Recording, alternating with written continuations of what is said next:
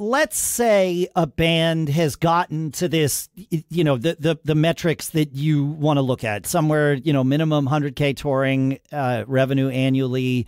They're selling those, 300 to 500 tickets in their home market. And then they have 5 other markets where they can sell, 100 tickets. Great. Mm-hmm. They've come to your door. That's not a guarantee of success for this band, right? So what I want to ask is, what things have you seen? Because I'm sure you've seen bands that at various levels of preparation, what things have you seen make a difference in terms of ensuring that a band is most ready to take advantage of the things you can bring to them? And I almost preface this by saying, well, there's the obvious things like getting your social media together, getting a mailing list together. Those might not be obvious and they might not even matter. Right. I don't know. So I truly want to be a blank. Okay, great. Well, I'm glad that they do, but I want to start with a blank slate here and educate me and us, please. Yeah. So again, even with my festival connections, everybody's here to make money. That is this industry. We all love music, but we're all here to make money.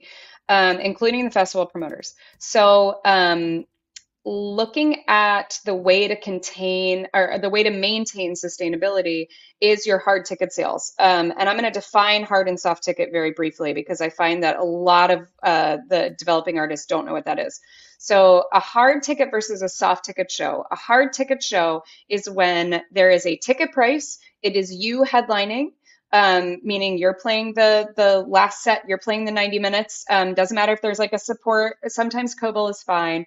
But those people that paid for that ticket, they're coming to see you. That is a very cut and dry, black and white metric. So that is a hard ticket show. A soft ticket show is a series, a festival, especially a series that has like a subscription or a season. Even if it is a hard ticket and somebody's paid for the ticket, if it's a subscription, it's still a soft ticket show because they bought it for the venue. They didn't buy it for you. So even though the soft ticket shows and the festivals are the things that everybody is like, if I get those, people will hear me that hadn't heard me before. My career is going to take off because I'm so talented. That's not the foundation or the backbone of a sustainable touring career. It's the hard tickets because we can count on those. We know those numbers are real. We can do something with those. We can predict the future with those. If you go play in front of 100,000 people at a festival, I have no idea whether those people are going to buy even a $15 ticket to come out and see you again. We can't do anything with those numbers. It's a good payday. It's good to sell merch. It does nothing for the actual sustainable career. So my advice for making sure that you're doing the most that you can with what a booking agent is bringing you is focus on maintaining your hard ticket history while you're playing the soft ticket shows. They're not as beautiful. It is not as fun. But it really is. It's like when you're building a house, you have to start with the foundation, and the hard tickets is the foundation of your career. You know those people, right? Like a lot of times they sign up for the mailing list. They're going to come see a show again. You can count on that.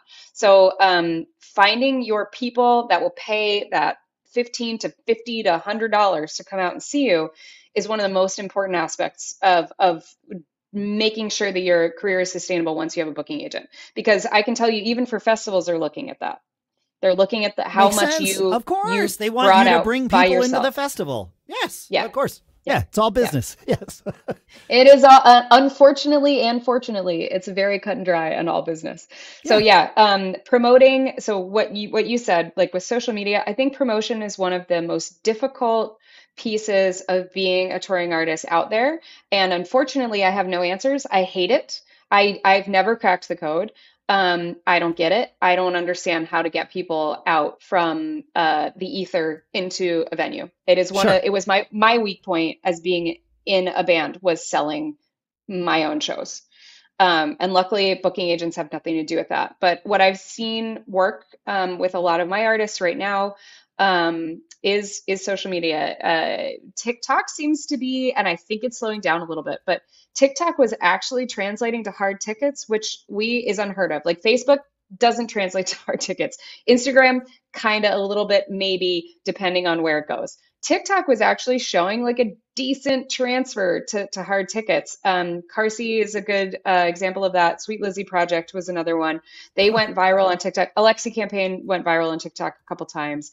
And we were working to try to translate that properly into hard tickets. So, but even being there, there's no other way. Mailing list is great, but trying to find all of the different ways that you can break through the noise and the static of people knowing that you're playing, that's one of the craziest things. I can't tell you how many times I have an artist that played a show in a market the week previous, and then I see on Facebook that some fan was like, you really need to come to blah, blah, blah. And you're like, she was literally just there, like just there. And they had no idea, even though they've liked them on Facebook or they followed them on TikTok, it didn't get through the noise. It didn't get through the algorithm.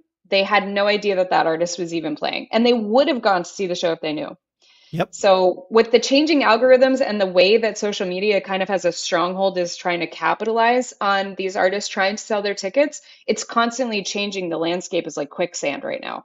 So it's very difficult, but it's necessary because you still have to figure out how to tell your fans to come.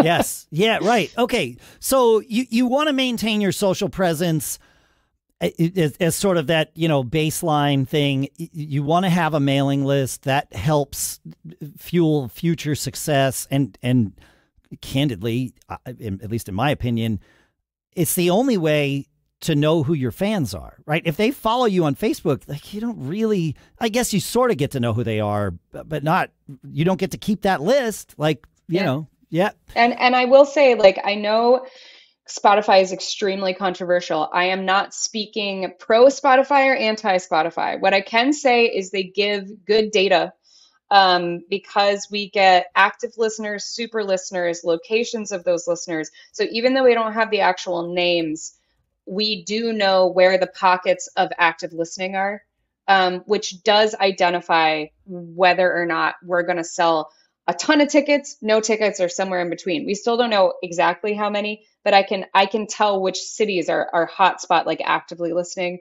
Yeah. And that's different. A lot of times, if you end up on a playlist, they used to skew the numbers greatly, but now they have like these periphery listeners once monthly, but then they track super users. So they track people who are actually searching for a certain artist and playing that specifically outside of a playlist. So it's better data. That's better than like what you get from Apple, which is very just, here's the area where people listen to you, but you don't get that super listener distinction there. So I think Spotify realizes that they have some really important data, and they are probably spending a lot of money to figure out how to refine so that this data is necessary for artists.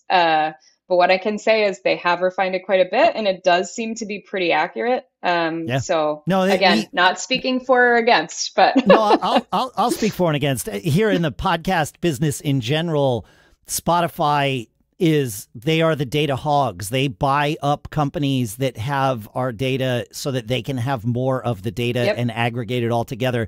And it's super creepy. My words, not yours.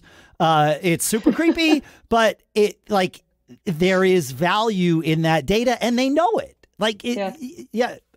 The one thing I will say, and this is, I don't know this about Spotify, but having been in the, watching internet companies and been running internet companies for 30 years now, I can say that companies like Spotify generally are trustworthy with data they have about you insofar as they won't give it to anyone else because they want to use it for themselves.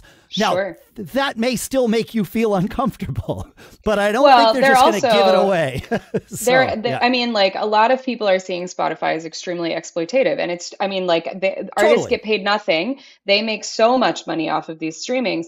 So what I'm seeing is when we look at it, like, you're not getting hard cash for your plays, but you are getting data, then you can really understand whether Spotify is for you or not, Right.